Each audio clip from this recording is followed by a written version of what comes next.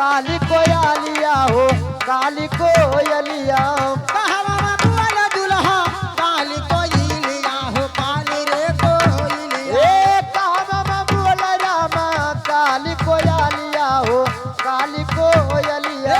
कहवा बुआले भैया काली कोयलिया हो काली रे कोयलिया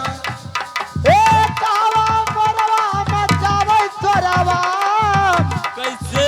ए उठ जाग हमरे राजा की भैली बाबुरवा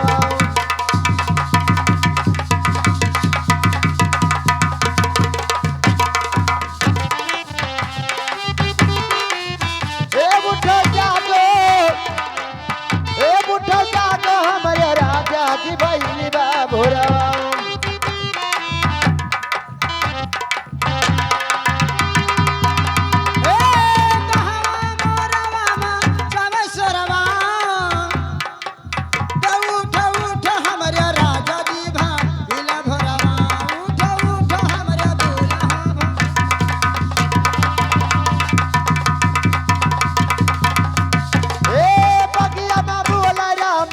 काली कोयलिया हो काली कोयलिया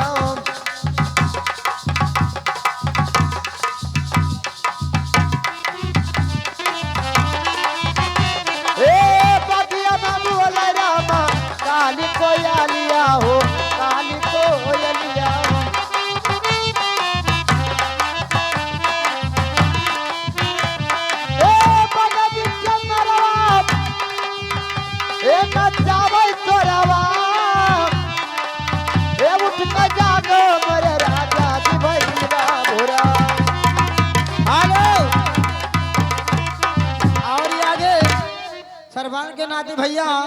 अनमोल जी उनकी तरफ से आया है इस गीत पे 11 रुपया आपका क्या ख्याल है मैडम जी? हेलो हाँ अरे हम कजरवा दे बना काहे बहनी अरे तो हमारे बलमा है भैया हम कजरवा दे बना